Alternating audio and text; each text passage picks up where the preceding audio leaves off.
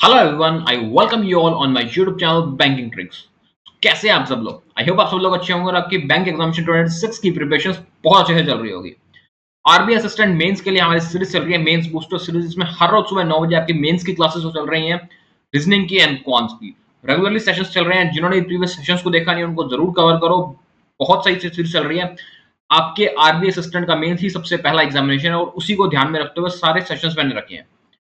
तो जो आज के सेशन में हम लोग करने वाले हैं, देख लो क्या कुछ करेंगे। पजल करेंगे, ब्लड रिलेशन वाली, data sufficiency, coded direction, puzzle with number variables, coded syllogism and critical reasoning. ये सारे टॉपिक्स आज के सेशन में हम कवर करेंगे। तो बहुत अच्छा सेशन होने वाला है, सेशन को पूरा देखना।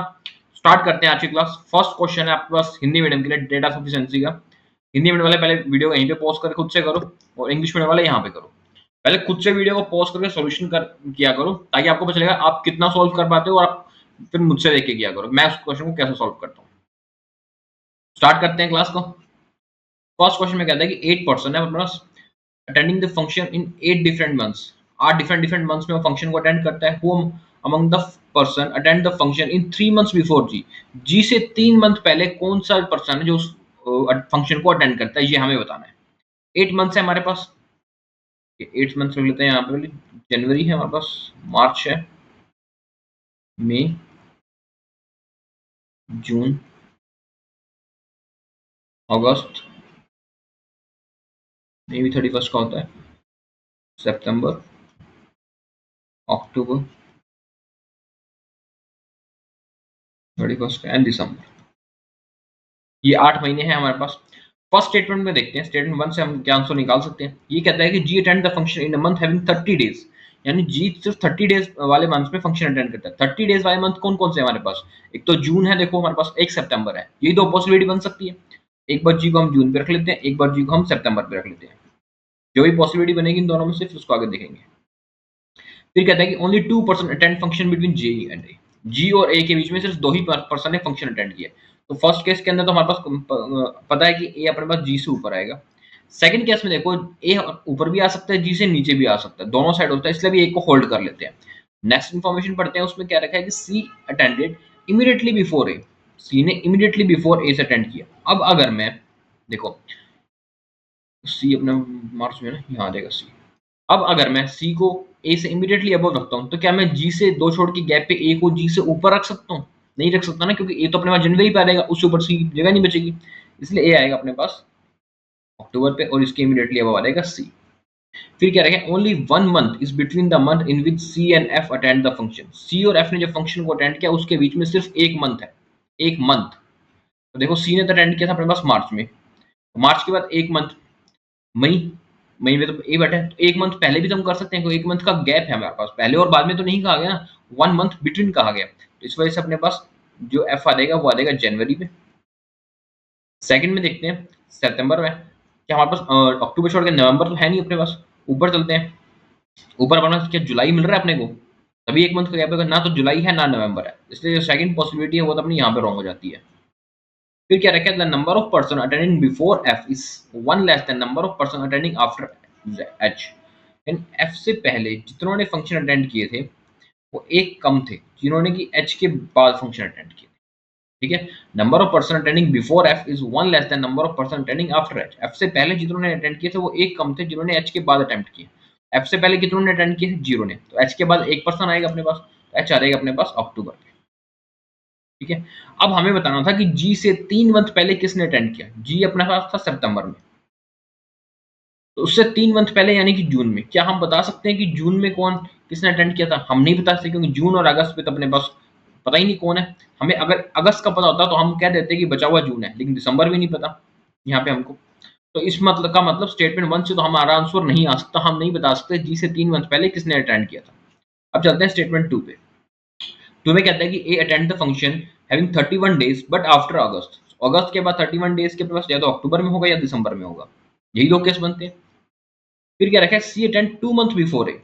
2 मंथ बिफोर ए, तो फर्स्ट में देखो तो अगस्त पे आ जाएगा 2 मंथ बिफोर ए, एंड बाद में देखते हैं तो अक्टूबर पे आएगा। 2 मंथ्स बिफोर अक्टूबर आता है दिसंबर से। Number of person attending before C is 1 less than number of person attending after E. C से पहले जिन्होंने फंक्शन अटेंड किया था वो एक कम थे जिन्होंने ई के बाद में अटेंड किया था। तो सी से पहले फर्स्ट केस में तो अपने पास 4 पर्सन थे, ई के बाद अपने पास 5% होने चाहिए, ठीक है, तो ई आ जाएगा अपने पास मई पे। सेकंड कंडीशन में सी से पहले 6% थे, तो ई के बाद अपने पास 7 होने चाहिए, ई आ जाएगा जनवरी पे। ओके, फिर क्या रखा था, only 3 months is between in which E and H attend the function. E और एच ने जब फंक्शन अटेंड किया तो उनके बीच में 3 मंथ का गैप था, 3 मंथ का गैप था, ई अपने पास मई में, तो मई से 3 मंथ पहले जनवरी में आ सकता है अपने पास एच, या बाद में भी देखूं तो जून जुलाई अगस्त सितंबर में भी आ सकता है। एच अपने पास जनवरी में भी आ सकता है, सितंबर में भी आ सकता है। सेकंड केस में एच हमारे पास कहाँ पे आएगा, मई पे आ जाएगा, एच मई पे आता है अपने पास। And only 2% attend function between G and H, तो जी और एच के बीच में 2% है, जी आ रहेगा सितंबर पे, ठीक है। अब अगर मैं इसमें देखता हूँ, क्या मैं एच को यहाँ पे रख सकता हूँ सितंबर पे? अगर मैं एच को सितंबर पे रखता हूँ तो 2 मंथ छोड़ के ऊपर हमारे पास ई आना चाहिए ना, जी आना चाहिए। 2 मंथ छोड़ के ऊपर जी आना चाहिए, लेकिन जी तो अपने पास आने से यहाँ पे ई बैठा है, इसका मतलब एच आएगा अपने पास जनवरी पे, एंड 2 मंथ छोड़ के जी आ जाएगा अपने पास जून पे, ठीक है। अब हमको बताना था कि जी से 3 मंथ पहले किसने फंक्शन अटेंड किया। फर्स्ट पॉसिबिलिटी में तो अपने पास मार्च आता है 3 मंथ पहले, सेकंड पॉसिबिलिटी में अपने पास आता है जून। क्या हमको पता है कि मार्च में किसने अटेंड किया, जून में किसने अटेंड किया? कहीं से पता चल रहा है? कहीं से पता नहीं चल रहा ना। तो इसका मतलब ओनली स्टेटमेंट 2 से भी अपने पास आंसर नहीं आ सकता। हमें नहीं पता जी से 3 मंथ पहले कौन गया था। अब इन दोनों को कंबाइन कर लेते हैं, स्टेटमेंट 1 एंड स्टेटमेंट 2, दोनों को कंबाइन कर लेते हैं। अगर मैं दोनों को कंबाइंड भी करता हूँ तो देखो अपने पास ये पॉसिबिलिटी भी सही है, ये पॉसिबिलिटी भी सही है।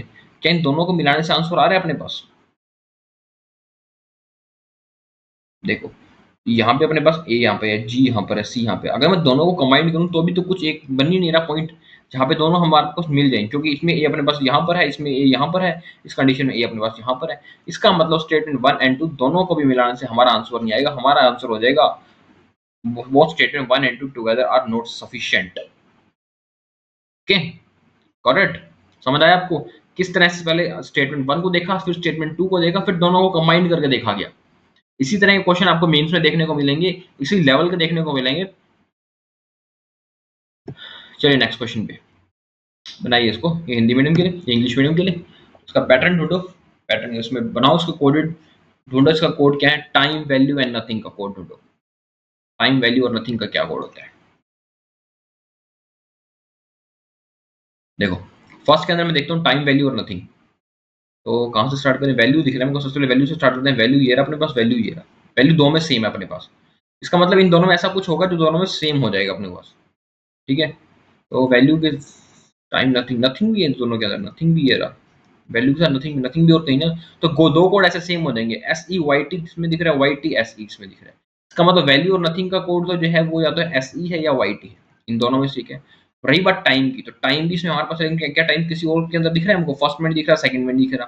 तो पी ओ और यू आई में से एक ऐसा कोड है जो और किसी में नहीं है। पी ओ तो मेरे को यहाँ देखने को मिल गया, इसका मतलब यू आई का कोड है टाइम, और हमारा इसका कोड रहेगा U I S E and Y T. ये अपने पास टाइम वैल्यू नथिंग का कोड है, स्टेटमेंट 1 से नहीं हमारा आंसर आ रहा है। अब चलते हैं स्टेटमेंट 2 पे। टाइम वैल्यू नथिंग, वैल्यू अपने पास ये रहा, और कहीं वैल्यू दिख रहा है अपने को, टाइम दिख रहा है अपने को, वैल्यू तो कहीं नहीं दिख रहा, नथिंग यहाँ से दिख रहा है। मतलब तीनों, नथिंग यहाँ पर भी है, नथिंग यहाँ पर भी है, ठीक है। नथिंग का कोड तो हमको यहाँ से मिल सकता है, के एल एस टी पर, इसमें दोनों सेम आए थे, के एल भी आ रहा है, एस टी भी आ रहा है, के एल इसमें भी है, के एल यहाँ से एलिमिनेट हो जाएगा, तो नथिंग का कोड तो आ जाएगा अपने पास एस टी, नथिंग का कोड तो आ रहा है अपने पास एस टी, ठीक है। अब बात कर लेते हैं टाइम की और वैल्यू की। टाइम के कोड के लिए मेरे को मॉडल और सीट्स का कोड भी चाहिए। मॉडल का कोड ये रहा, ठीक है। तो मॉडल का कोड तो केएल अपने पास यहाँ से निकल जाएगा, ये हो गया केएल का कोड, मॉडल का कोड निकल गया। सीट्स और टाइम हो गया, इसमें डब्ल्यू ई और टी एस। क्या सीट्स कहीं मिल रहा है मेरे को? सीट्स कहीं नहीं मिल रहा। क्या टाइम कहीं मिल रहा है? कहीं नहीं मिल रहा। तो मैं टाइम का कोड बता ही नहीं सकता कि W E and D S में से कौन सा कोड है टाइम का। जब मैं कोड बता ही नहीं सकता तो फिर मैं कैसे आंसर निकाल सकता हूँ? और फर्स्ट स्टेटमेंट में कुछ लोग बोलोगे कि वैल्यू और नथिंग का परफेक्ट कोड तो नहीं है ना हमारे पास, मतलब हमको ये तो नहीं पता ना कि वैल्यू का कोड ऐसी है या नथिंग का कोड ऐसी है। कोई बात नहीं, नहीं पता तो हमको कंबाइंडली कोड पूछना है तीनों का, तीनों के कंबाइंड कोड तो ये होंगे। अगर हमसे वो एक अकेला पूछता वैल्यू का तो मैं मानता हाँ स्टेटमेंट 1 से नहीं आया, लेकिन उसने ऐसा तो नहीं पूछा ना। उसने तो कहा टाइम वैल्यू नथिंग, तीनों का एक साथ कोड बताओ कौन सा है। तीनों का एक साथ कोड ये है, इस वजह से अपने पास स्टेटमेंट 1 से अपना आंसर आ जाता है, स्टेटमेंट 2 से हमारा आंसर नहीं आ रहा। हमारा आंसर हो जाएगा option number 1, statement 1 alone is sufficient. Okay, इस बात को ध्यान रखा करो हमेशा, क्या पूछा है और कितना पूछा गया, उस अकॉर्डिंग अपना आंसर बनाया करो। चलिए नेक्स्ट क्वेश्चन हिंदी मीडियम के लिए और इंग्लिश मीडियम के लिए। वीडियो को पॉज करो, बनाओ इसको खुद से, देखो उसका क्या आंसर बनता है, किस आंसर से इसका आपका, किस स्टेटमेंट से आपका आंसर आता है, ये देखना बहुत जरूरी है। 5 क्वेश्चन मेरे को जहां तक लगता है 4 से 5 क्वेश्चन जरूर देखने को मिलते हैं, और डेटा सफिशिएंसी के क्वेश्चन लास्ट ईयर हर एग्जामिनेशन में आपको देखने मिलते हैं। कोई भी मेंस एग्जामिनेशन हो, 6 के 6 हर मेंस एग्जामिनेशन में ऐसे क्वेश्चन देखने को मिले थे। इसलिए छोड़ना मत, इसकी जितनी प्रैक्टिस हो सके उतनी करना। टाइम टेकिंग है, इसलिए एग्जामिनर को पसंद है, टाइम किल करता है यार ये। फर्स्ट में हमको क्या रखेगी, a certain number of person sitting in a linear row and facing in north. ठीक है, कुछ पर्सन है एक लीनियर रो में बैठे, सारे नॉर्थ की तरफ फेस कर रहे हैं। पहले स्टेटमेंट 1 से क्या देखते हैं, ये कहता है कि E sit third from one of an extremely end. Okay, किसी एंड से ई थर्ड पे बैठा है, मान लेते हैं लेफ्ट से बैठा है ई थर्ड पे, और एक पोजीशन में हम राइट से बिठा लेते हैं ई को थर्ड पे। Only 3 person sit between E and J. ठीक है, ई और जे के बीच में 3 पर्सन है अपने पास, यहाँ भी 3 पर्सन होंगे ई और जे से। U sit second to the left of J, U आ जाएगा अपने पास second to the left of J. Neither J nor U sit an extremely end, ना तो यू ना ही जे अपने पास एंड में बैठे। इतनी पता है हमको। हमको क्या यहाँ से पता चल रहा है कि कितने पर्सन है अपने पास रो में, ना तो हमको पता कि जे के राइट में क्या आएगा, ना हमको पता कि यू के राइट में कौन है और कितने हैं। तो स्टेटमेंट 1 से हमारा आंसर नहीं निकला, क्योंकि हमको पता ही नहीं कितने पर्सन है रो में। अब चलते हैं स्टेटमेंट 2 पे। स्टेटमेंट 2 में कहता है कि only 4 person sit between U and T. ठीक है, 4 पर्सन बैठे हैं यू और टी के बीच में, राइट लेफ्ट पता नहीं अभी। F sit third to the right of T, F जो है वो थर्ड टू द राइट में बैठा है टी से। A is an immediate neighbour of only F. Only F का क्या मतलब है, ओनली एफ का मतलब है कि ए कुछ ऐसी जगह पे बैठा है जहां पे उसका एक ही नेबर है, दूसरी साइड उसका नेबर हो ही नहीं सकता। तो इसका मतलब ए कहां बैठेगा, ए बैठा है किसी एंड पे, राइट में बैठा है या लेफ्ट में बैठा है, एक ना किसी एंड पे बैठा है। अब देखो, अगर मैं ए को लेफ्ट एंड पे करता हूँ, यहाँ बैठाता हूँ, ठीक है, उसके साथ बैठेगा एफ, एफ के थर्ड टू द राइट में, थर्ड टू द लेफ्ट में तो हमारे पास टी है। क्या अगर ए से हम यहाँ खत्म हो रहा था, क्या एफ के थर्ड टू द लेफ्ट में टी बना सकता हूँ मैं, टी बना ही नहीं सकता यहाँ पे। इसका मतलब ए बैठा है अपने पास राइट साइड में, उसके इमीडिएट लेफ्ट में है S, and then third to the right में टी आ जाएगा, एंड फोर के गैप पे यू बैठे। ये प्लेसेस है अपनी। फिर क्या रखें, 1 person sit between U and J. Okay, ये कंडीशन बन सकती है 1 person sit between U and J वाली। यहाँ आ जाएगा U and J, 1 person sit between U and J, and Q sit six to the left of J. Q six to the left of J, 1 2 3 4 5, ये आ जाएगा Q sit six to left of J and sit one of an extremely end of the row. और Q जो है वो बिल्कुल एक and पे बैठे हैं लेफ्ट साइड से। ठीक है, लेफ्ट साइड से क्यू बिल्कुल एक एंड पे बैठा है। अब देखो, क्या मेरे को पता चल रहा है कि इसमें कितने आंसर आ रहे हैं अपने पास, क्या मुझे पता चल रहा है कितने पर्सन है दोनों कंडीशंस के अंदर। हमको ये तो पता चल गया कि यहाँ से शुरू हो रहा है, यहाँ पे खत्म हो रहे हैं दोनों, लेकिन दोनों पॉसिबिलिटी के अंदर नंबर ऑफ पर्सन तो अलग अलग है, और दोनों में से कोई भी पॉसिबिलिटी रॉन्ग ही नहीं है। फर्स्ट पॉसिबिलिटी भी राइट है हमारी, सेकंड पॉसिबिलिटी भी राइट है। अभी तक तो दोनों में से कुछ भी रॉन्ग मिला नहीं, तो हम कैसे कह सकते हैं कि कौन सी पॉसिबिलिटी सही है, और हम कैसे कह सकते हैं कि कितने नंबर ऑफ पर्सन है, जब दोनों ही सही आ रहे हैं। हमको स्टेटमेंट सेकंड से हमारा आंसर नहीं आएगा। अगर स्टेटमेंट सेकंड में सिर्फ एक ही कंडीशन बन रही होती तो मैं इसको आंसर लॉक कर देता, लेकिन यहाँ दो कंडीशंस बन रही हैं। दो कंडीशन के लिए हमको क्या करना पड़ेगा, वेरीफाई करने के लिए फर्स्ट सेकंड को ऐड करना पड़ेगा, मतलब मिलाना पड़ेगा। तो उनको देखते हैं कौन सी कंडीशन सही है। हम क्या कर सकते हैं, एक तो हमारे पास ये कंडीशन है, एक हमारे पास ये कंडीशन है, इसको करें। एक में मेरे को दोनों कंडीशन में ये दिख रहा है कि यू के सेकंड टू द राइट में जे है, इसमें भी यू के सेकंड टू द राइट में जे है। इसका मतलब फर्स्ट कंडीशन में यू के सेकंड टू द लेफ्ट में है जे, ये कंडीशन तो अपनी यहाँ रॉन्ग हो जाती है, यू के सेकंड टू द राइट में ही जे है। ठीक है, अब जब यू के सेकंड टू द राइट में जे है, मतलब यही एक कंडीशन बनती है राइट है। अब ई चाहे इधर बैठा हो, ई चाहे इधर बैठा हो, इस कंडीशन को लेके कह रहा हूँ, इसमें ई लेफ्ट में, इसमें ई राइट में, क्या फर्क पड़ता है, नंबर ऑफ पर्सन तो इतने ही रहेंगे ना। ई चाहे कभी भी बैठा हो, चाहे राइट में बैठा हो चाहे लेफ्ट में बैठा हो, नंबर ऑफ पर्सन क्या हमारे चेंज होंगे, नंबर ऑफ पर्सन चेंज नहीं हो सकते। इस वजह से अपना स्टेटमेंट 1 एंड स्टेटमेंट 2 ये दोनों ही आंसर राइट हो जाते हैं। हमारा आंसर आ जाएगा both statement 1 and 2 are necessary for the answer. ये जाएगा option number D is our right answer. Okay, correct. समझ आया आपको क्यों स्टेटमेंट 1 और 2 को कंबाइन किया, क्यों इससे आंसर आया, इसको समझना बहुत जरूरी है, वरना एग्जामिनेशन में सिर्फ कंफ्यूज होते रहोगे और गलत क्वेश्चन मार्क कर दोगे। ये इजी क्वेश्चन है, टाइम टेकिंग है, लेकिन बनने वाले क्वेश्चन है, स्कोरिंग क्वेश्चन है, इनको गलत मत करना। और चाहते हो रेगुलरली प्रैक्टिस करना तो वीडियो को लाइक करो, चैनल को सब्सक्राइब कर देना, ताकि मैं डेली आपके लिए ऐसी वीडियोस लाता रहूं। चलिए नेक्स्ट पजल है आपके पहले, puzzle with blood relation, Hindi medium और इंग्लिश मीडियम दोनों के लिए। वीडियो को पॉज करो, इस पजल को बनाओ खुद से, 7 से 8 मिनट का टाइम ले लो। ये पजल एग्जामिनेशन में आती है तो 5 क्वेश्चन इसमें जरूर होंगे और हो सकता है कि 1.25 वाले या 1.5 वाले मार्क्स में भी आपको ये पजल देखने को मिल जाए। 5 नंबर से बड़ी में ये पजल बनेगी। बनाने वाली पजल है, देख के डरना मत। 2-3 कंडीशंस बन रही हैं, बहुत कुछ ब्लड रिलेशन में जोल हो रहा है, डरना मत, बनने वाली पजल है। तो वीडियो को पॉज करो और बनाओ इसको। फर्स्ट हमें क्या रखा है, 10 पर्सन इन 3 डिफरेंट जनरेशन है, sitting in 2 parallel row such a way that there is an equal distance between adjusting person. ठीक है, 10 पर्सन बैठे, रो 1 जो है अपने पास उसमें बैठे P Q R S T, some of them facing, some of them facing to north. ये नहीं कि एक रो वाले सारे नॉर्थ में फेस करें, कुछ नॉर्थ में फेस करेंगे, कुछ साउथ में फेस करेंगे, पता नहीं कौन सा नॉर्थ कौन सा साउथ है। रो 2 में बैठा है अपने पास A B C D, some of them facing, some of them south. इसमें भी कुछ नॉर्थ में फेस करेंगे, कुछ साउथ में फेस करेंगे। ये क्या रखे कि जो रो 1 है वो नॉर्थ में है रो 2 से। ठीक है, रो 1 है ये अपने पास नॉर्थ में है रो 2 से। रो 1 में है अपने पास P Q R S T और रो 2 में है अपने पास सी डी ई। ये कंडीशन है अपने पास, इसको यहाँ बना लेंगे। जरूरत पड़ी तो अपने एक केस और ले लेंगे नीचे। फिर हमें क्या रखा है कि रो 1 से ओनली 2 पेयर ऑफ पर्सन। हाँ, ये क्वेश्चन अब पढ़ो ध्यान से।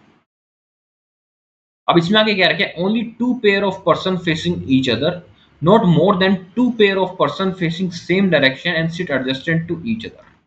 ये लाइन बहुत जरूरी है। सिर्फ 2 ही पेयर वाले पर्सन होंगे जिसमें कि एक बंदा नॉर्थ को देख रहा है, दूसरा साउथ को देख रहा है। ऐसे तो सिर्फ 2 ही केस होंगे हमारे पास। Not more than 2 person facing same direction sitting adjusted to each other. 2 ऐसे पर्सन से ज्यादा पर्सन नहीं होने चाहिए किसी भी रो के अंदर जो सेम डायरेक्शन में फेस कर रहे हो। ये कंडीशन तो आपने बहुत बड़ी होगी, बस इस कंडीशन का ध्यान रखना कि जो पेयर एक दूसरे को फेस कर रहा है ऐसे 2 ही पेयर होने चाहिए। ठीक है, फिर नेक्स्ट नोट में हमें क्या रखा है, if A is facing to B then both of them facing to each other. इस लाइन का क्या मतलब है, इस लाइन का मतलब है अगर हमें क्या रखा है कि ए बी को फेस कर रहा है तो बी भी ए को फेस करेगा। अगर ये लाइन यहाँ नहीं दी होती तो हम नहीं कह सकते थे कि अगर ए बी को फेस कर रहा है तो क्या बी भी ए को फेस कर रहा होगा या नहीं कर रहा होगा। दोनों कंडीशन लेनी पड़ती है कि फेस कर भी रहा है, फेस नहीं भी कर रहा है। लेकिन जब इसने साफ साफ कह दिया कि बी भी फेस करेगा तो इस बात को समझ लेना। ठीक है, else if a sit opposite to b then both of them facing any direction। अगर एक क्या रखा है कि ए बी के अपोजिट में बैठा है तो वो किसी भी डायरेक्शन में फेस कर सकते हैं, कोई दिक्कत नहीं है। कंडीशंस इसमें बहुत सारी हैं, इसलिए ध्यान से करना है इसको। फर्स्ट हमें क्या रखा है, Q is sister in law of S wife, S की वाइफ मतलब एस तो जो है मेल है उसकी wife, and sit opposite to the one who sit second to the left of D. चलो इसको देखते हैं। पहले ये क्या रखे, Q sister in law of S. अब सिस्टर इन लॉ एस की कैसे बन सकती है, एस के कोई ब्रदर सिस्टर होगा, उसकी वाइफ भी हो सकती है, ब्रदर की वाइफ हो सकती है, या जो एस के जो वाइफ है उसको हो सकता है कोई ब्रदर हो उसकी वाइफ हो, उससे भी सिस्टर इन लॉ बन सकता है। तो एक कंडीशन को मैं एक बार ओपन रख लेता हूँ, इसकी जो है वो क्यू है सिस्टर इन लॉ है। ठीक है, यहाँ लिख के रख लेता हूँ। फिर हमें क्यू के बारे में क्या रखा था, opposite to the one who sit second to the left of D, जो डी के सेकंड टू द लेफ्ट में बैठी है। Opposite to the one who sit second to the left of D. ठीक है, क्यू जो है वो डी के सेकंड टू द लेफ्ट में कोई पर्सन बैठा है, उसके अपोजिट में बैठी है क्यू। ये अपोजिट है। लेकिन क्या हमको पता है कि डी नॉर्थ में फेस कर रहा है साउथ में फेस कर रहा है, किसी भी साइड फेस हो सकता है, इसलिए अभी इसको रखते हैं, आगे देखते हैं। आगे क्या रखे, S is the son in law of E. S जो है सन इन लॉ है ई की, जो मतलब एस की वाइफ है उसकी पेरेंट है ई। ठीक है, S who is the son in law of E sit third to the left of Q. S के बारे में क्या रखे कि वो थर्ड टू द लेफ्ट में बैठी है क्यू से। ठीक है, एस जो है वो थर्ड टू द लेफ्ट में है अपने पास क्यू से। राइट लेफ्ट अभी हमको पता नहीं है, इसलिए थर्ड टू द लेफ्ट में लिख के रख लिया मैंने क्यू से। फिर क्या रखे, डी इज फेसिंग साउथ। यहाँ पता चल गया हमको कि डी जो है हमारा वो साउथ में फेस कर रहा है। डी आ जाएगा अपने पास यहाँ पे, जो साउथ में फेस कर रहा है उसके थर्ड टू द लेफ्ट में, सेकंड टू द लेफ्ट था ना, थर्ड टू द लेफ्ट था, सेकंड टू द लेफ्ट में जो पर्सन है उसके अपोजिट में है हमारे पास क्यू। ये कंडीशन है। ठीक है, एक कंडीशन अपने पास नीचे बना लेते हैं, डी के सेकंड टू लेफ्ट में जो पर्सन था उसमें क्यू। ठीक है, और क्यू और एस के बारे में क्या था, S sit third to the left of Q. Third to the left of Q क्या मैं इस साइड बना सकता हूँ, मैं इसको नहीं बना सकता, एस आ जाएगा अपने पास third to the left of Q. ठीक है, फिर हमें क्या रखा है, डी के बारे में क्या रखा, D is facing to south and is the mother of T. ठीक है, डी जो है वो मदर है अपने पास टी की, whose gender is opposite to P. T और पी जो है ये अपोजिट जेंडर के हैं। Okay, and S does not have any siblings. S का कोई सिबलिंग नहीं है, एस का कोई भी सिबलिंग नहीं होगा इधर। Only one person sit between D and Q's son, Q का एक सन है, एक पर्सन बैठा है डी एंड क्यू के सन के बीच में, डी और क्यू के सन के बीच में एक पर्सन बैठा है अपने पास, क्यूज ओनली सन है, मतलब उसके अलावा क्यू का कोई सन नहीं हो सकता।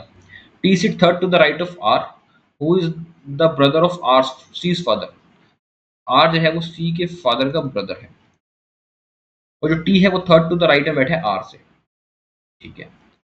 T third to the right में बैठा है आर से, एस और क्यू वाला तो अपना हो गया काम, यहाँ टी करते हैं, T third,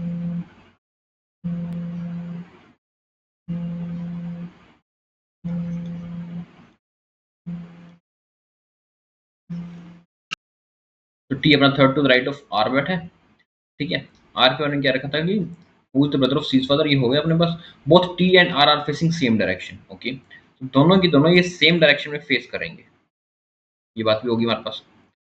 are neither sit adjacent to S nor sit opposite to C, R जो है वो या ना तो एस के साथ बैठा है, ना ही जो आर है वो सी के अपोजिट में बैठा है, ठीक है, ना ही वो सी के अपोजिट में बैठा है।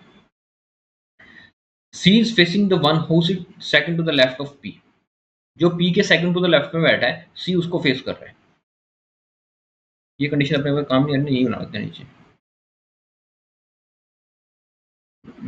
C is facing the one who sit second to the left of P, ठीक है, जो पी के सेकंड टू द लेफ्ट में बैठा है सी उसको फेस कर रहा है।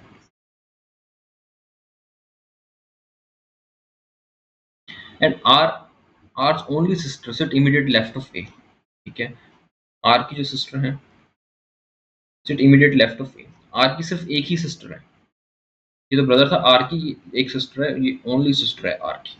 आर के बारे में भी हो गया। ए के बारे में क्या रखा, ए इज द सिस्टर ऑफ सी, ठीक है, ए जो है वो सिस्टर है सी की। A is the granddaughter of P, ठीक है, ए जो है वो ग्रैंड डॉटर है पी की, तो मदर फादर अभी पता नहीं होंगे तो ए अपने बना सकते हैं ग्रैंड डॉटर है पी की, ये आ गई ग्रैंड डॉटर आ गई पी की। And A sit third to the left of P's wife, P male है यानी A sit third to the left of P की जो वाइफ है, ठीक है, एंड वाइस वर्सा, दोनों ही थर्ड टू द लेफ्ट हैं एक दूसरे के, and vice versa. A's father and A are not sit adjacent to each other, ठीक है, ए के जो फादर हैं और ए ये एक दूसरे के साथ नहीं बैठेंगे। S and B are not facing same direction, S और बी हैं ये डिफरेंट डायरेक्शन में फेस कर रहे हैं। इतनी बात यहां तक बन चुकी है। सबसे पहले आर और टी को एडजस्ट करते हैं, कहाँ कर सकते हैं, आर जो है वो एस के साथ तो आ नहीं सकता, ठीक है, आर को यहाँ बिठाते हैं तो एक दो टी यहाँ पर भी हो सकता है अपने पास राइट में, आर यहाँ बिठाते हैं तो एक दो टी अपने पास यहाँ पर भी हो सकते हैं, ठीक है, तो कहाँ पे बिठा देंगे, कहाँ पे रिस्क लेंगे एक बार, चलो इसको आर को यहाँ पे रख लेते हैं, एक दो टी इससे भी बना लेते हैं एक बार, वरना दूसरा कैसे बना लेंगे, दोनों सेम डायरेक्शन में फेस करें तो दोनों साउथ में फेस करेंगे, ठीक है। टी एन पी आ जाएगा यहाँ पे, T and P opposite direction में फेस कर रहे हैं तो पी आ जाएगा अपने पास जो अपोजिट डायरेक्शन फेस कर रहा था, ओके। तो पी हमारा नॉर्थ में फेस कर रहा है, क्यू नॉर्थ में फेस कर रहा है, और हमको दो पेयर चाहिए थे जो एक दूसरे की तरफ फेस करेंगे। आगे देखते हैं और क्या मिलता है अपने को। आर एस के साथ नहीं बैठा, ठीक है, ये भी होगी हमारे पास। आर सी को फेस नहीं कर रहा तो यहाँ पे अपने पास सी नहीं आ सकता क्योंकि आर सी को फेस कर नहीं रहा है। पहले ब्लड रिलेशन बनाते हैं तब जाके अपना पूरा बनेगा। ब्लड रिलेशन में हमको क्या करके आर के बारे में बताया हमको सबसे ज्यादा, आर की जो एक सिस्टर है, ठीक है, एक उसका आर का ब्रदर है जिसके दो चाइल्ड हैं, जिसमें ए जो है अपने पास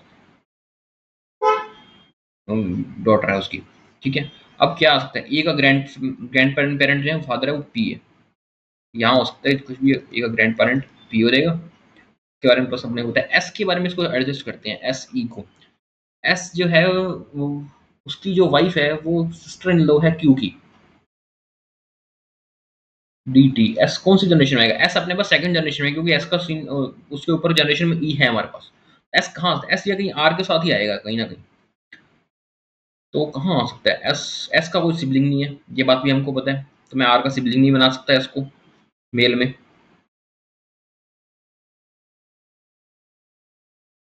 एस मेल है तो एस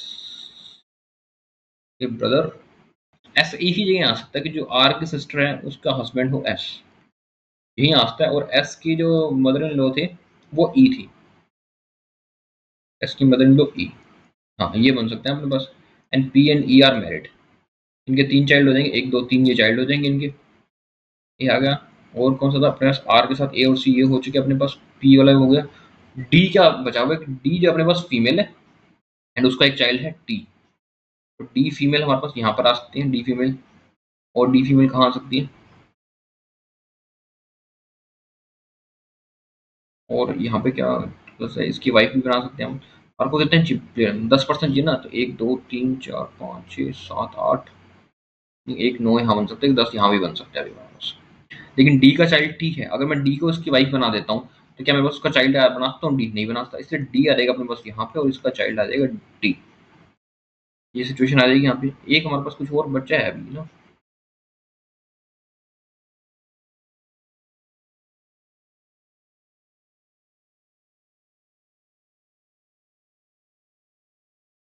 एक हमारे पास क्यू बचा है।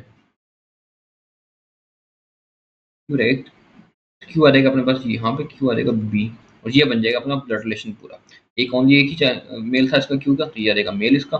ये हो गया अपना ब्लड रिलेशन पूरा। अब चलते हैं इसे क्वेश्चन पे। क्वेश्चन में हमको क्या रखा है, क्यू का सन कौन था, सी। ठीक है, क्यू का सन था अपने पास सी। आर की सिस्टर कौन थी अपने पास, D. D sit immediate left of A. ठीक है। और P third to the left में थे, पी और पी की वाइफ थी अपने पास ई, ये थर्ड टू द लेफ्ट में थे। ठीक है, ए का फादर और ए साथ नहीं बैठे थे ना, ए का फादर है बी, यानी बी और ए अपने पास साथ नहीं बैठेंगे। अब बनाते हैं इस क्वेश्चन को, अब बनना चाहिए यार। हम्म,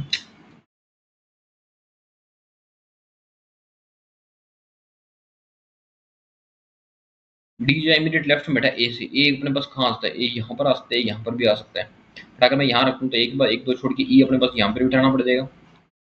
ठीक है, ई यहाँ बिठाते हैं तो फिर हमारे को डी के साथ डी बिठाना पड़ जाएगा, बहुत दिक्कत हो जाएगी ना अपने को।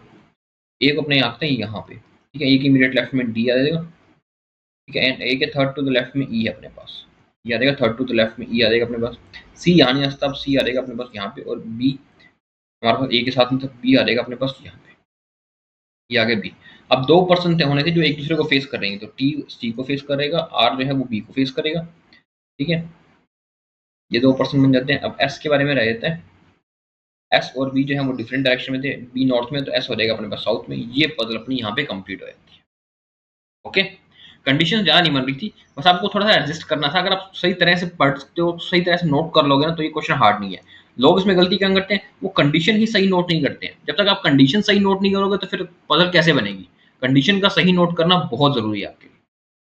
ओके, चलिए इसे क्वेश्चन पे। फर्स्ट क्वेश्चन कहता है कि how the one who sit immediate left of B is related to P. B के जो इमीडिएट लेफ्ट में बैठा है, कौन बैठा है, डी। ये पी से कैसे रिलेट करता है, तो डी का पी से क्या रिलेशन है, डी जो है वो बी के डॉटर है। Option number B, that is daughter. Second है, what is the position of B with respect of S wife. S की वाइफ का बी से क्या रिलेशन है, तो एस की वाइफ है डी। डी का बी से क्या रिलेशन है, जो डी है वो बी की सिस्टर है। अच्छा, इसमें बताना है कहाँ पे डी बी से। डी है बी के इमीडिएट लेफ्ट में बैठा है, डी को इसका आंसर आ जाएगा अपने पास immediate left. Option number B is right answer. जो डी है वो बी के इमीडिएट लेफ्ट में बैठा है। ओके, चलिए नेक्स्ट क्वेश्चन पे बनाए इसको। कोरी डायरेक्शन का क्वेश्चन है, मेंस का परफेक्ट क्वेश्चन है, इजी क्वेश्चन है। आएंगे इस पे क्वेश्चन, 3 क्वेश्चन आपको देखने को मिलेंगे। वीडियो को पॉज करो, इसको बनाओ ढंग से, और देखो कितना बना सकते हो आप इसको। और जितना जल्दी हो सके उतना जल्दी बनाने का ट्राई किया करो यार, लेके मत बैठा करो। ये नहीं कि मेंस है तो बहुत टाइम में लेके बैठो, इतना भी टाइम नहीं होता, आपको करना होता है विद इन द टाइम। तो इसमें फर्स्ट देखता हूँ कि यहाँ परसेंटेज 37 से 22 हो जाता है यहाँ पे, तो यहाँ पे तो हमारे पास -15 हो जाता है। ठीक है, फिर 18 से 26 हो जाता है यहाँ पे, तो यहाँ पे 18 से सीधा 26, तो यहाँ पे +8 हो जाते हैं। 25 से 13 हो गया, तो माइनस हो जाएगा 12। 48 से 25, यहाँ पे हो जाता है +23 ये सारी कंडीशन आई थी अपने पास। अब देखते हैं स्टार्ट कहाँ से करें, स्टार्ट यू से स्टार्ट करते हैं।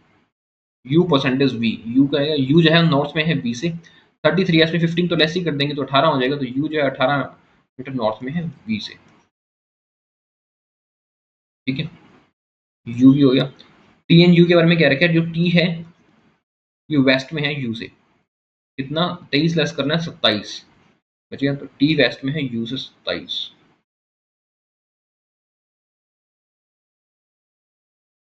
टी यू भी हो जाएगा अपने पास। ठीक है, डब्ल्यू और वी क्या है अपने पास, डब्ल्यू जो है वो है ईस्ट में है, ये है ना सब ये में, हाँ डब्ल्यू ईस्ट में है अपने पास 17 मीटर वेस्ट वी से, 17 मीटर ईस्ट में है डब्ल्यू वी से। एंड क्यू के बारे में क्या रखा है, क्यू परसेंटेज क्यू जो है वो वेस्ट में है 44, 44 में 23 तो लेस कर देते हैं, तो ये आया था अपने अपने पास 21, तो जो क्यू है वो वेस्ट में है 21 वी से, तो वी से वेस्ट में क्यू 21 पे है, तो यहाँ आ जाएगा क्यू दैट इज वेस्ट में 21 पे। ठीक है, Q hashtag R, Q hashtag R में कह सकते हैं कि जो ए है वो ईस्ट में है, यानी क्यू जो अपने पास वो ईस्ट में हो जाएगा 16 मीटर आर से, क्यू ईस्ट में हो जाएगा 16 मीटर आर से। यार ये तो लंबा पड़ गया ना, गलत बन गया, एक साइड में बना दिया ना। और पी जो है अपने पास वो क्या रखे कि ए साउथ में ना, हाँ तो पी साउथ में अपने पास आर से 12 मीटर, पी अपने पास 12 मीटर साउथ में आ जाएगा आर से।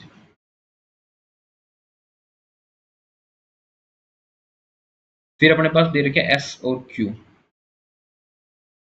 S eight the rate Q, यानी ए जो साउथ में, यानी एस जो है अपने पास साउथ में कितने 24 मीटर साउथ में क्यू से, एस आ जाएगा अपने पास 24 मीटर साउथ में है जो क्यू से, ये आ गया एस क्यू। फिर अपने पास एक बचता है क्यू और वी, तो हो चुका है ना बस 21 मीटर वाला, ये हो चुका है क्यू और वी। हाँ, एक बचता है अपने पास Y at the rate W. ठीक है, वाई जो है वो साउथ में है 12 और उसमें लेस कर देते हैं ना 19 मीटर, वाई जो है 19 मीटर साउथ में है डब्ल्यू से। ये हो गया अपना डायरेक्शन कंप्लीट, थोड़ा साइड में हो गया, आई होप आपको दिख रहा होगा, कट नहीं रही होगी स्क्रीन। चलते हैं ऐसे क्वेश्चन पे। फर्स्ट क्वेश्चन हमें क्या रखा है, इफ एक्स एट 20 30 एट पे क्या कर रखा है कि वेस्ट में है अपने पास 33 में 23 एस कर देंगे तो 10 मीटर जो है एक्स जो है वो वेस्ट में है अपने पास टी से, एक्स 10 मीटर और वेस्ट में है टी से। Then what is the direction and shortest distance between X and R, X और आर के बीच में शॉर्टेस्ट डिस्टेंस क्या हो जाएगा। ठीक है, ये जो अपने पास एरिया ये सारा ये है अपने पास 37 का।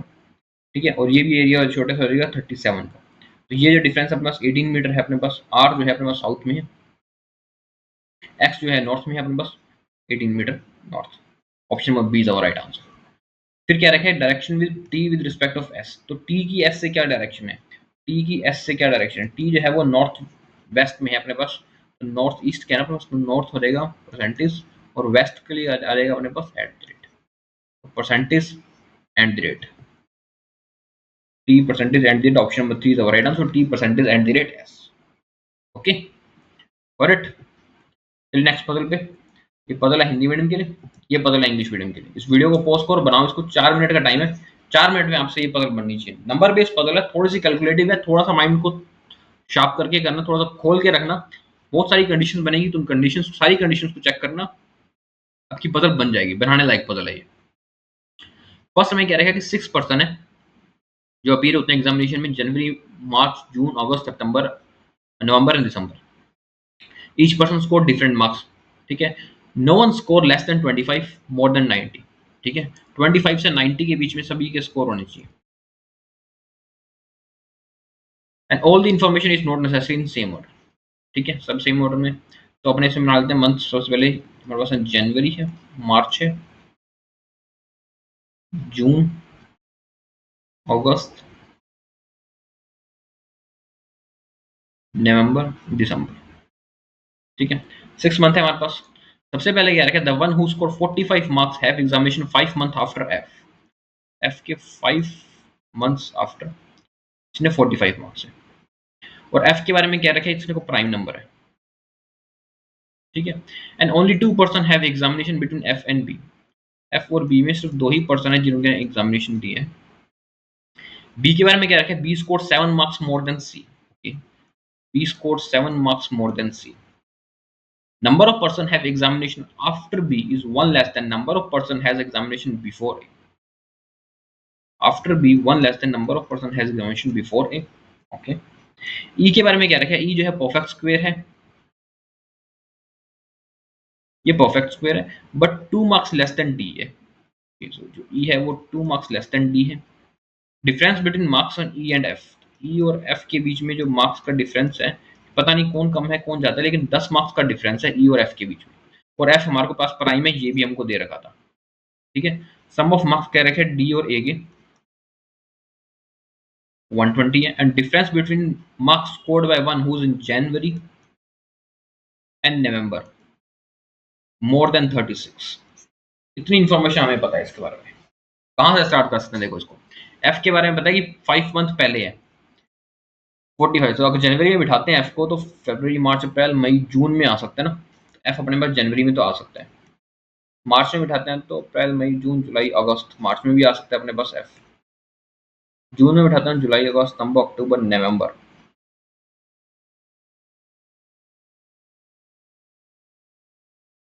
जुलाई अगस्त सितंबर,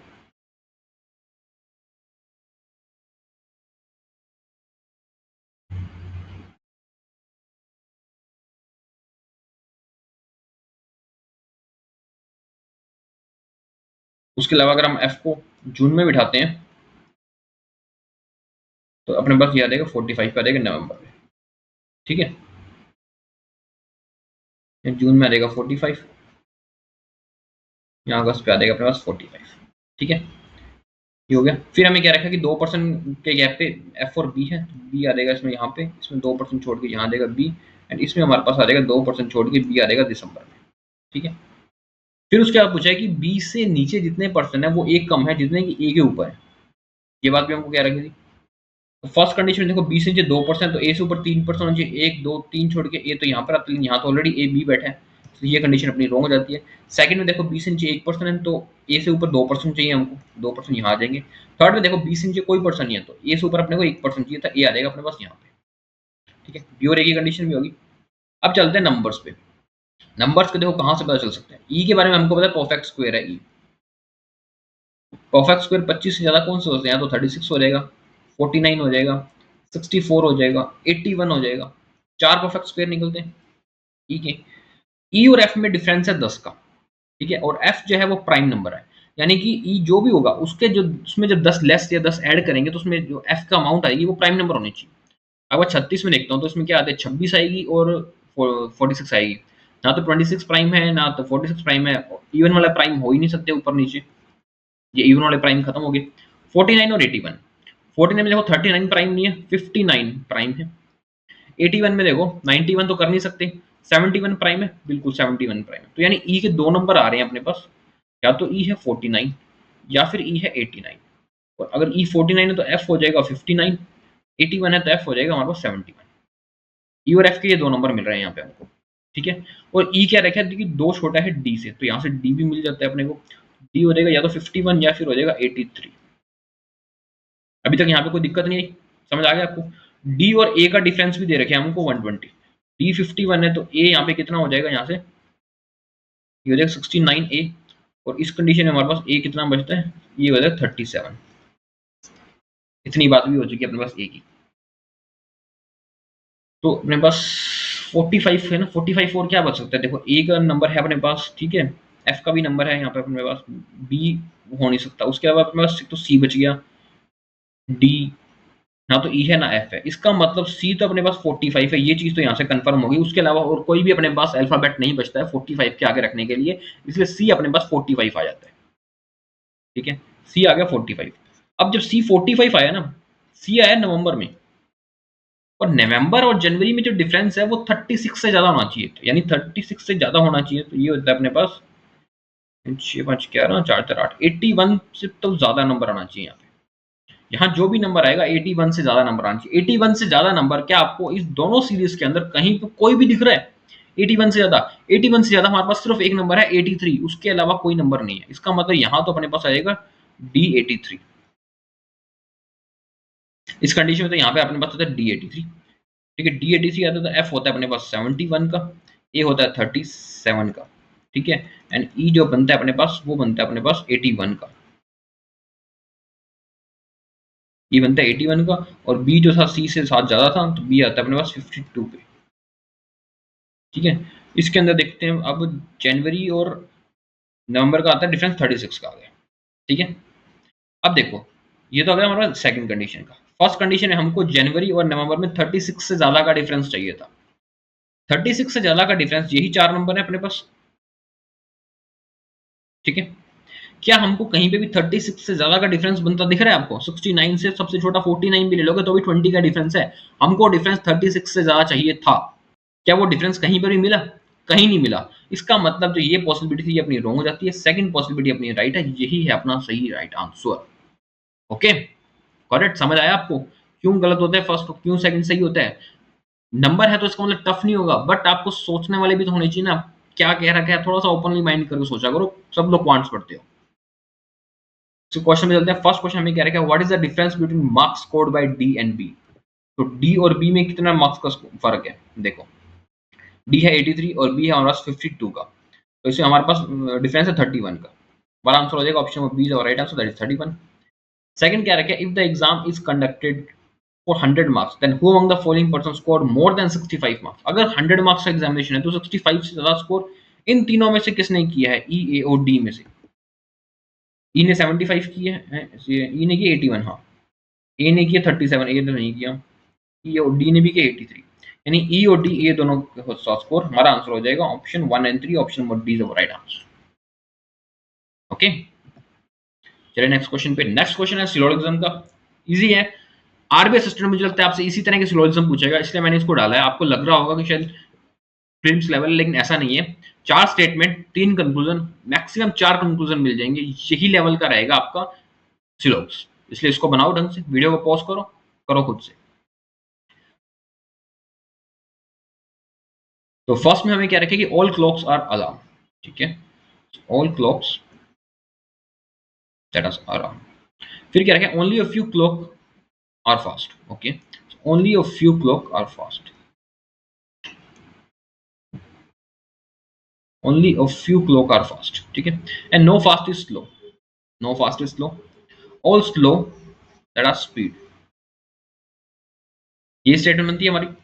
फर्स्ट कंक्लूजन में क्या रखें, all alarm can never be fast, all alarm can never be fast. देखो, हमको क्या रखा था कि only a few clock is fast.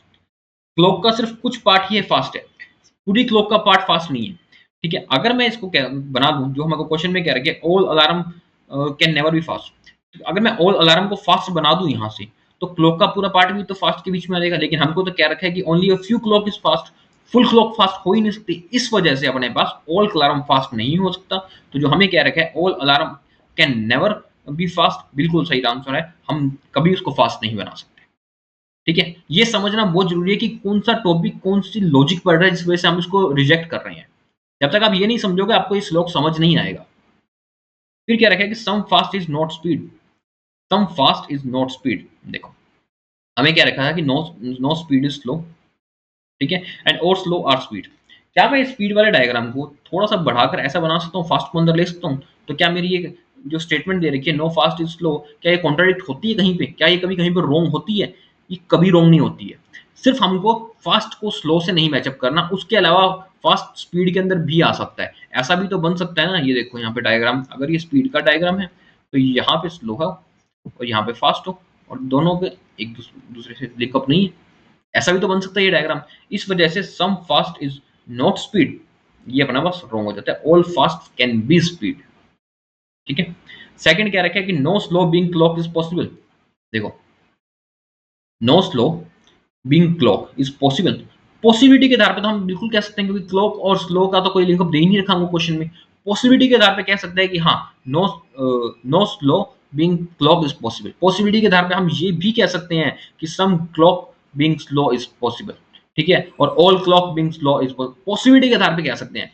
ठीक है, तो इस वजह से अपना पास ये आंसर राइट हो जाता है। हमारा आंसर हो जाएगा इसमें both conclusion 1 and 3 follows, option number C is the right answer. Okay, समझ आया आपको? चलिए नेक्स्ट क्वेश्चन पे। नेक्स्ट क्वेश्चन का स्टेटमेंट देखो, बनाओ इसको खुद से। सबसे पहले हमें क्या रखें, सम run is bun, some run that is bun, all bun is gun, all bun is gun, no gun is sun, only a few sun that is fun, only a few sun that is fun। ठीक है, तो conclusion हमें कहता है कि some fun is not one, not run. ठीक है, जो सम फन है अपने पास, फन का जो कुछ पार्ट है ये रन नहीं है। देखो, रन और सन के बारे में हम क्या, हमको कुछ पता है? हमको सिर्फ ये पता है कि जो रन का ये जो पार्ट है ना, जो हमको गन के बीच में है, ये पार्ट सन नहीं है। ये जो पार्ट है बीच का, ये पार्ट है सन नहीं है। लेकिन क्या हमारा रन का फन से कुछ लिंकअप दे रखा है? कहीं पे कुछ भी दे रखा है? कुछ भी नहीं दे रखा ना। अगर मैं रन को यहाँ से और बढ़ाना चाहूँ, तो मैं बढ़ा सकता हूँ। तो रन का कुछ पार्ट सन में नहीं है।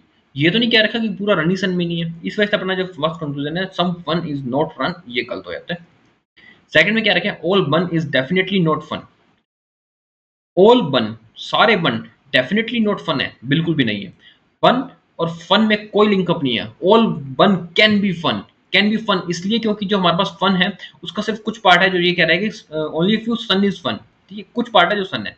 सन का जो बाकी पार्ट है वो फन नहीं है। उसके अलावा और कुछ भी है हमारे पास, रन है, बन है, गन है, सब कुछ फन में आ सकता है, क्योंकि हमारा कहीं पे कुछ नहीं कहा गया कि ये पार्ट का फन से कोई लिंकअप नहीं है।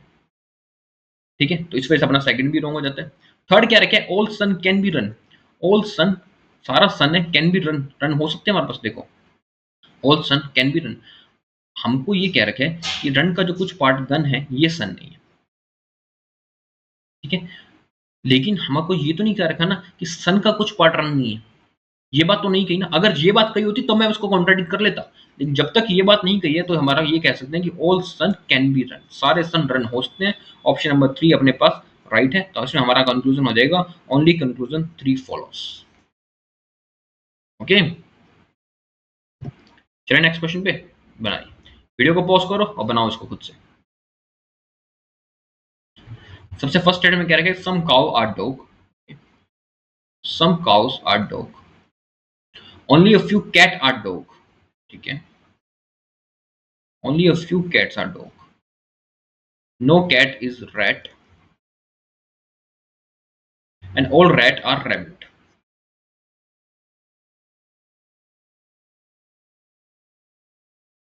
ठीक है, नो कैट इज रैट हो गया था, and all cats are rabbit, ये हो गया हमारे पास। फर्स्ट कंक्लूजन हमें कहता है कि all cat can be dog, कि सारी कैट डॉग हो सकती हैं। देखो, हमको क्या कहा गया था? हमको कहा गया था only a few cat are dog, सिर्फ कुछ ही कैट हैं जो डॉग हैं। तो हम कैसे कह सकते हैं कि all cat can be dog? ये तो हो ही नहीं सकती, ये गलत होगी। सेकंड क्या रखें? Some cat is not cow. Okay, some cat is not cow, क्या कैट और काउ का कुछ कह रखे हमको? कुछ है, कुछ नहीं है, कुछ भी नहीं कह रखा ना। तो सम कैट इज नॉट काउ कैसे कह सकते हैं हम? ये भी गलत हो जाते हैं। लास्ट क्या रखे? All cows are cat. All cows, क्या सारी काउ कैट हैं? कहाँ कहा है हमको सारी काउ कैट है? कहीं कहा है आपको सारी काउ कैट है? कुछ काउ कैट है, कुछ भी नहीं कहा। तो हम कैसे कह सकते हैं सारी काउ कैट है? पॉसिबिलिटी में कह सकते हैं, लेकिन यहाँ पॉसिबिलिटी तो पूछी नहीं है। इस वजह से ये अपना आंसर रॉन्ग हो जाता है। तो इस वजह से हमारा इसमें आंसर हो जाएगा none of the conclusion follows. Option number E is our right answer, none of the conclusion follows. Okay, चलिए नेक्स्ट क्वेश्चन बनाओ इसको खुद से। फर्स्ट स्टेटमेंट दे रखी है कि ऑल डायमंड्स आर प्लेटिनियम। ठीक है, all diamonds that are platinum, and only a few diamond is gold. Only a few diamond जो है वो वही अपने गोल्ड पे। Only gold is silver, only gold is silver. ठीक है, सम प्लेटिनियम इज प्रीशियस। पहले मैंने प्लेटिनियम, हाँ, सम प्लेटिनियम दैट इज प्रीशियस, ये हम क्या रखें? तो फर्स्ट कंक्लूजन में कहता है कि some gold is not precious, कुछ गोल्ड है वो प्रीशियस नहीं है। देखो, वैसे तो गोल्ड का प्रीशियस के बारे में कुछ नहीं कह रखा, लेकिन हमको ये चीज कह रखी है कि गोल्ड के अंदर जो सिल्वर है वो सिर्फ ओनली गोल्ड इज सिल्वर है। सिल्वर का लिंकअप सिर्फ गोल्ड है, उसके अलावा किसी और से कोई लिंकअप नहीं है। इसलिए गोल्ड का जो पार्ट सिल्वर है ये प्रीशियस नहीं हो सकता, जिस वजह से हम कह रहे हैं कि some gold is not precious. Second क्या रखे? कि all gold can never be platinum, क्या सारा गोल्ड है वो कभी प्लेटिनियम नहीं होता? बिल्कुल नहीं होता। गोल्ड तो हो सकता है, क्योंकि गोल्ड का फिर वही बात, गोल्ड का जो अंदर सिल्वर है ये प्लेटिनियम हो ही नहीं सकता, क्योंकि प्लेटिनियम जो कि जो सिल्वर है वो सिर्फ गोल्ड है। इस वजह से अपने पास जो सेकंड ऑप्शन है ये भी अपना राइट हो जाता है। थर्ड कहता है कि नो डायमंड इज सिल्वर, कोई भी डायमंड है वो सिल्वर नहीं है। बिल्कुल, सिल्वर कुछ भी नहीं है यार, कुछ भी नहीं है। Option number 3 right answer, and all 1 2 3 follows. Okay, correct, समझ आया आपको? That's all for today.